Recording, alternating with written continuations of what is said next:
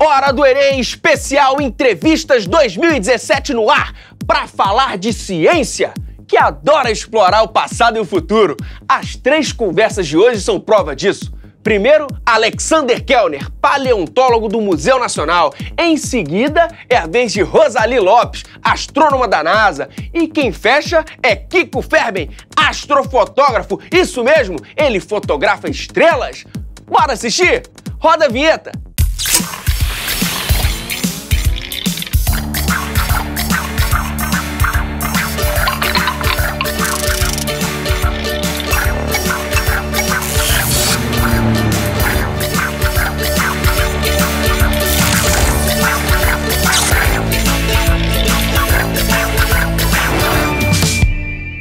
Você já pensou como seria encontrar dinossauros? Ei, mas que saudade desses bichinhos!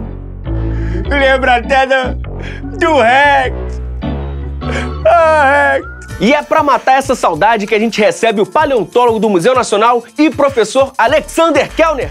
Seja bem-vindo! Ô, meu caro Lande, como é que você tá? Tudo bem? Tranquilo? Você? Beleza? Que história é essa de estudar os dinossauros? Mas isso é uma maravilha, meu amigo. A gente aproveita e se diverte bastante e o que é melhor, nós fazemos descobertas das primeiras formas de vida que existiram na Terra, nas quais, inclusive, depois de alguns milhões de anos, se inclui os dinossauros. E o que fazem os paleontólogos? Nós estudamos fósseis, e fósseis são todas as evidências da vida que existia no nosso planeta há milhões de anos atrás.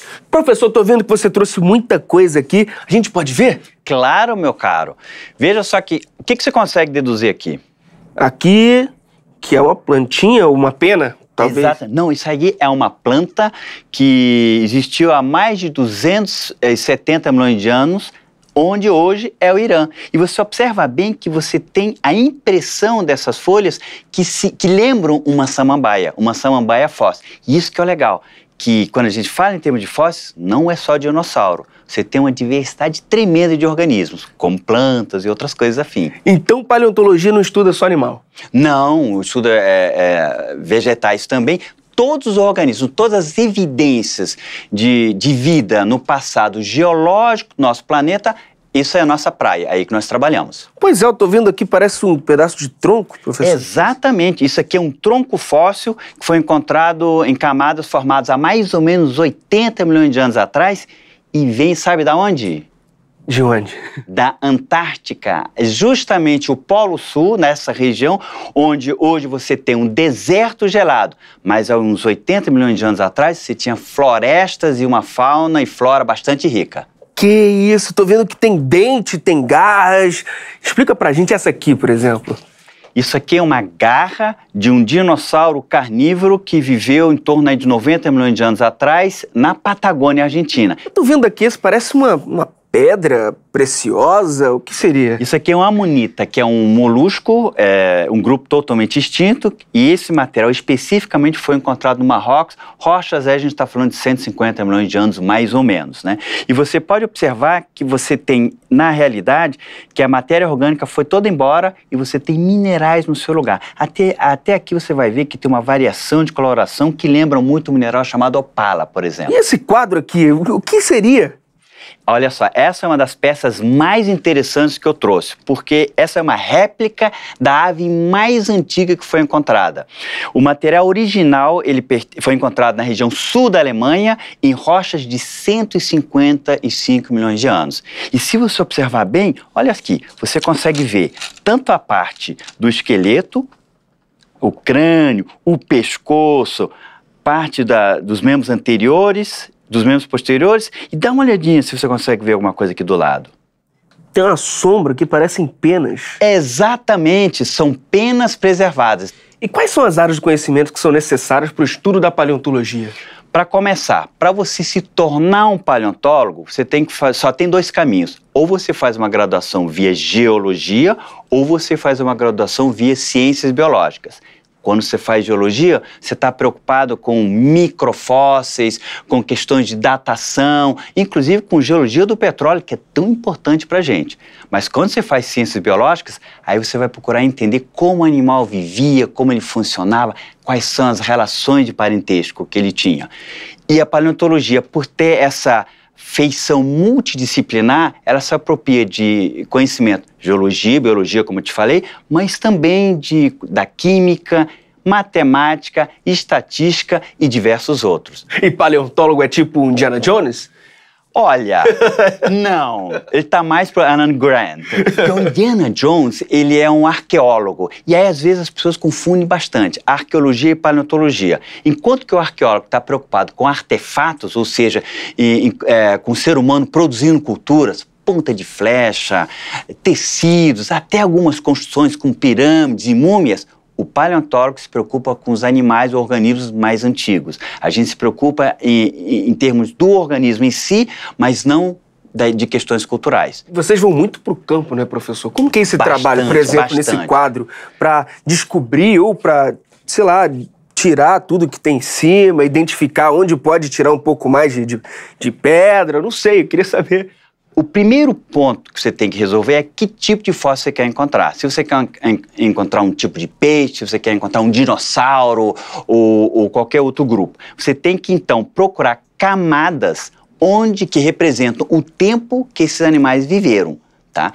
E uma vez que você tem essas camadas, e onde que você vai achar isso? No mapa geológico. Então a gente pega o mapa geológico, descobre que a camada X, onde tem o animal que você está procurando, viveu. Aí você vai pro campo, e aí, meu caro, anda, e geralmente volta para casa sem nada. É um sufoco danado. Só que, no entanto, quando você às vezes consegue encontrar em certas regiões uns pedaços desses organismos, aí você pensa em iniciar uma escavação. Se é uma região rica, você costuma retornar no ano seguinte, aí você já vai direto para aquele ponto que você já sabe que tem os organismos ali, e aí começa a fazer uma escavação. Professor, agora eu quero saber qual é o fóssil que você sonha encontrar. Ah, meu amigo, o meu maior sonho de encontrar seria um pedaço de pterossauro no âmbar. O que são pterossauros? São animais voadores, foram os primeiros vertebrados a alçarem o voo. E vou até te mostrar aqui um outro fóssil que eu trouxe.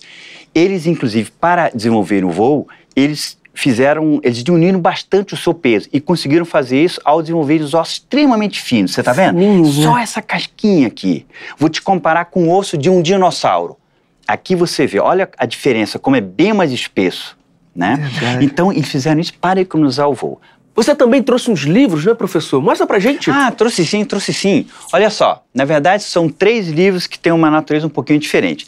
Esse primeiro aqui, que se chama Caçadores de Fósseis, é baseado numa coluna que a gente edita na Ciência Hoje, é um programa da SBPC, e a gente todo mês publica, vamos dizer, uma pequena história sobre algum achado que foi feito no mundo. Um outro livro que também é bem bacana é um que conta os bastidores de algumas das principais descobertas feitas no Brasil. E, por último, também é um projeto que a gente tenta desenvolver de popularizar a ciência da paleontologia através, vamos dizer, de romances.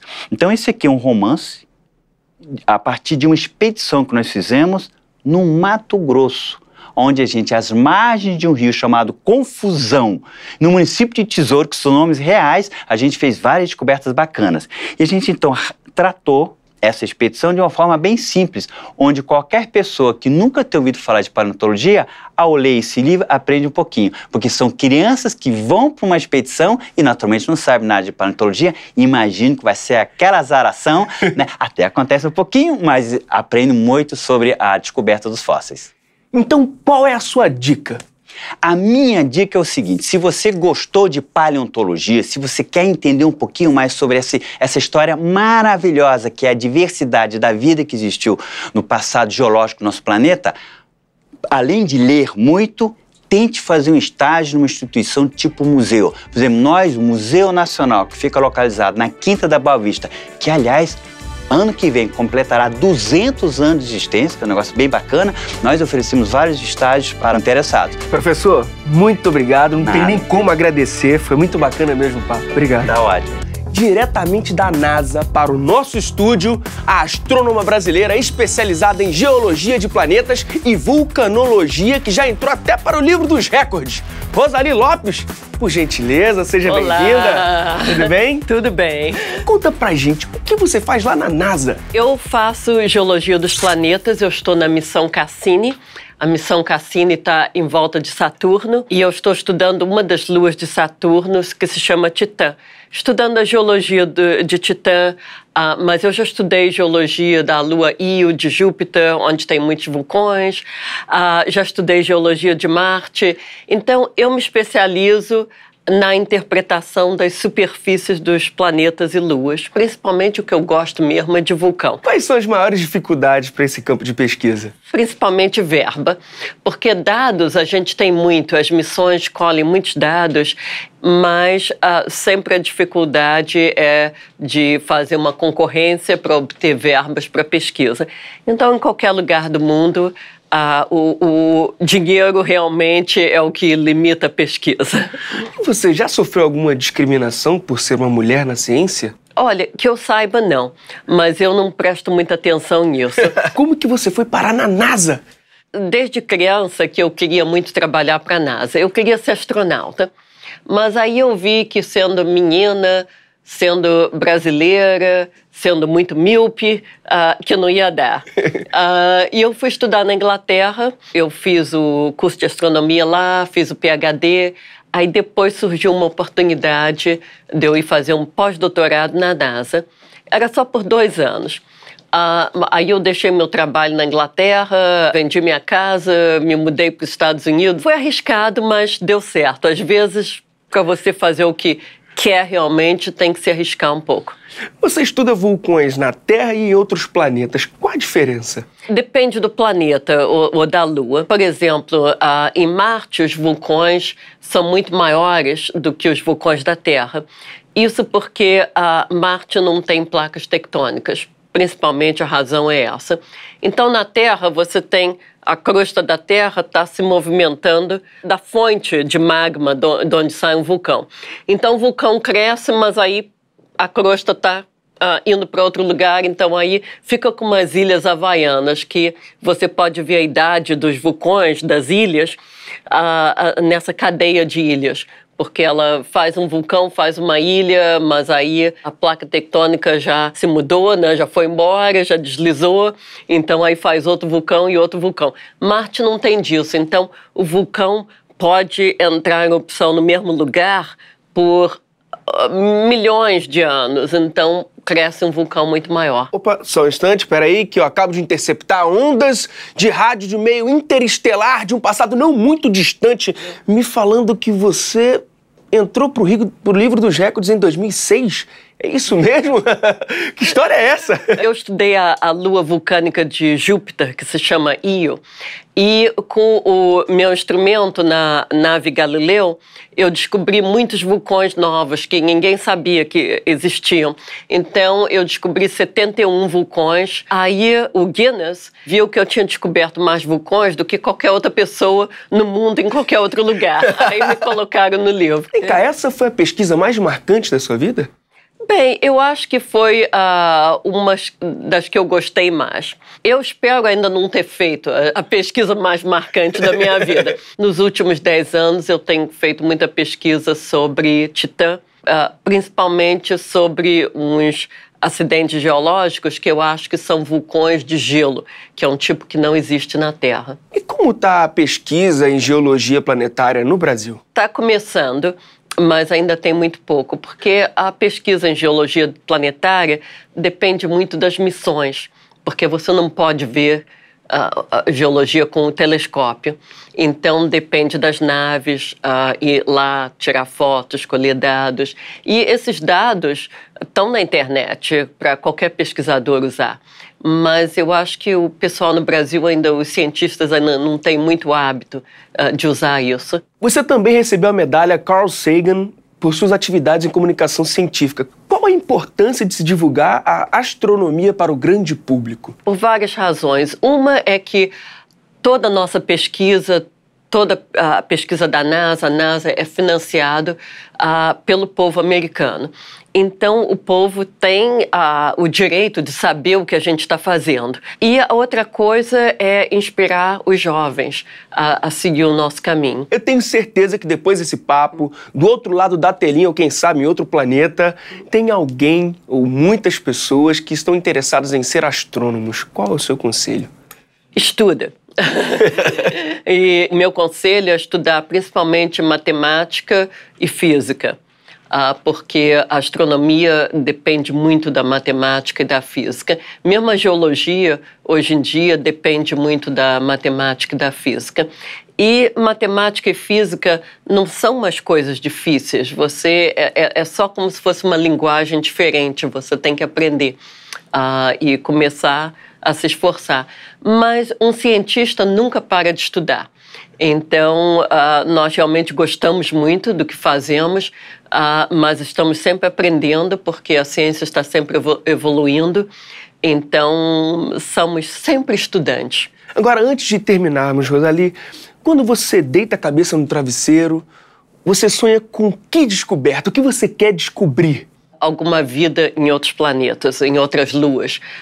Vida em Marte, ou vida na Lua Europa, ou na Lua Encelados, porque essas luas têm oceanos embaixo de uma crosta de gelo e tem calor também de vulcões. Então, o que você precisa para a vida, você precisa de calor, precisa de água, precisa de outros ingredientes, mas que a gente não sabe ainda exatamente. Vai ser a descoberta mais importante de séculos.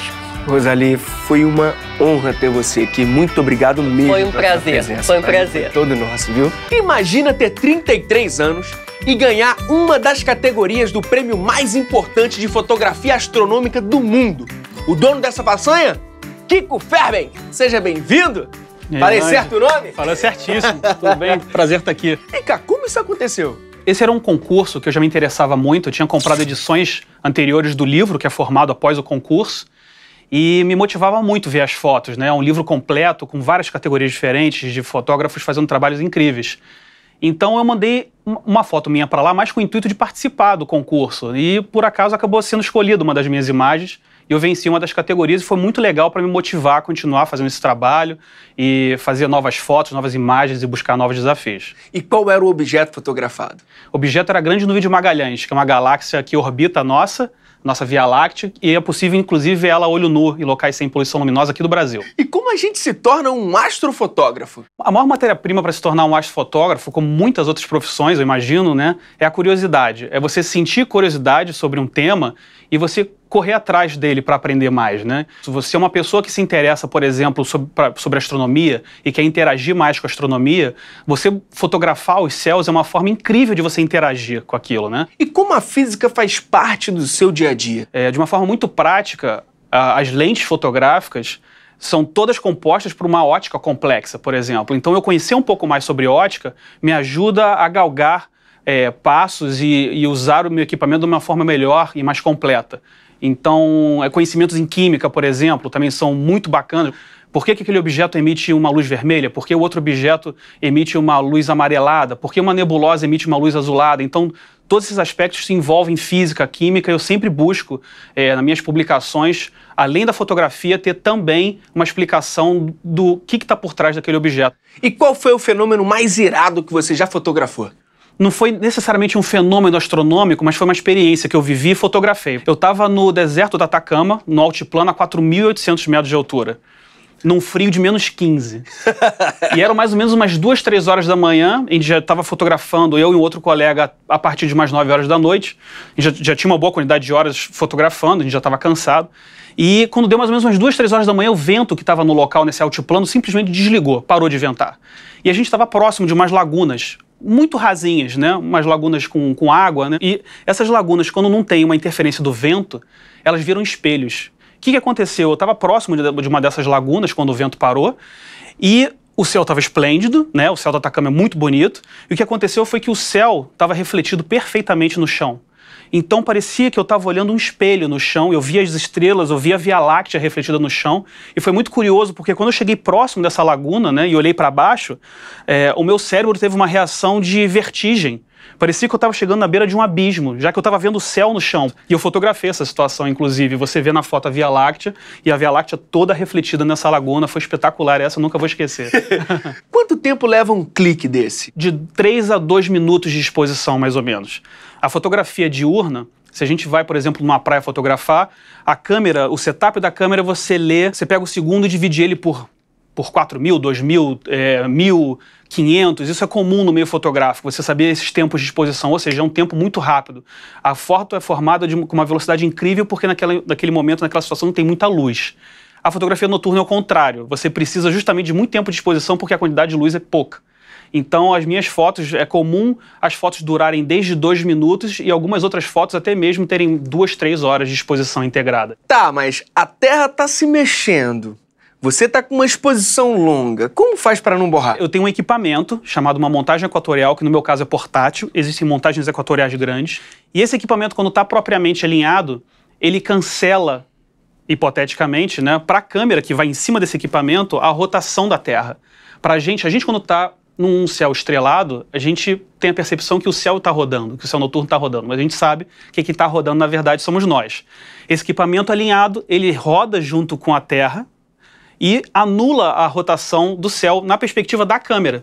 Então, se eu tiver a câmera parada e fizer uma foto, por exemplo, de 2 minutos, as estrelas vão correr. Que nem quando a gente tira foto de uma cidade e vê as luzes dos carros vermelhas riscando. A mesma coisa acontece com as estrelas. Justamente porque nós estamos nos movendo, a Terra está girando, e o céu, na verdade, está parado. Então, a estrelinha na perspectiva da câmera fica paradinha ali a noite inteira. E aí eu consigo essas exposições longas. E quando você já ajeita o equipamento, tá lá, preparado para tirar a foto, e entra uma nuvem na frente? A frustração astronômica? Com certeza. É uma pergunta legal, Landy.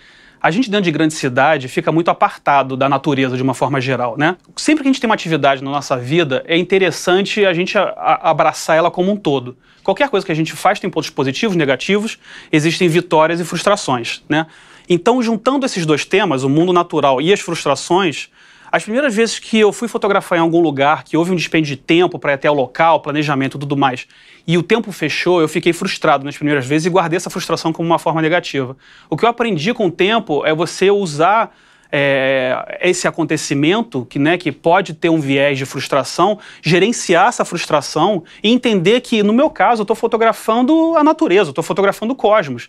E que a natureza não funciona porque eu quero, a natureza funciona da forma dela, né? Agora, eu imagino que para fotografar fenômenos celestes você precisa de um equipamento enorme, aquele monte de coisa, um telescópio. Como é que é o equipamento? Existem equipamentos enormes como esse. Infelizmente, aqui no Brasil é difícil adquirir esse tipo de equipamento. Seria incrível se fosse mais fácil. Eu acho que a astronomia e a astrofotografia explodiu no Brasil. O povo brasileiro é muito comunicativo e é muito curioso. São dois aspectos muito bacanas da nossa cultura. Bom, dito isto, o que eu procuro fazer é usar equipamentos menores, mais portáteis e mais fáceis de comprar aqui no Brasil. Então eu uso basicamente equipamentos fotográficos, uma lente de câmera fotográfica, tripé e essa montagenzinha equatorial que eu mencionei antes. E sempre me surpreende muito o que um equipamento portátil e teoricamente simples como esse consegue produzir de resultado dentro da astrofotografia. Eu vivo me surpreendendo com que os objetos que eu consigo captar, a clareza que eu consigo captar é muito, muito, muito interessante mesmo. Falando em objeto, qual foi o mais distante que você já fotografou? Bom, dentro do aglomerado de Virgo tem uma galáxia que está... Desculpa, esse é um aglomerado de galáxias, inclusive, né? O aglomerado de Virgo são várias galáxias próximas. E eu fotografei um objeto a mais de 80 milhões de anos-luz de distância da gente. 80 milhões de anos-luz. De anos-luz. É difícil conceber isso em um tempo humano, né?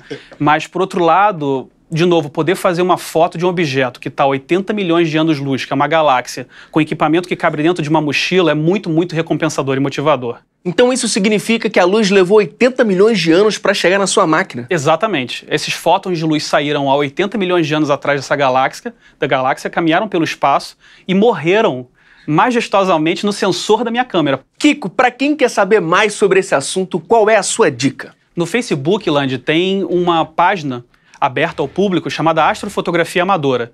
E lá, amadores que fotografam o céu de todos os níveis de conhecimento expõem as suas imagens lá e justamente colocam o setup que usaram, os equipamentos que usaram e as técnicas que usaram.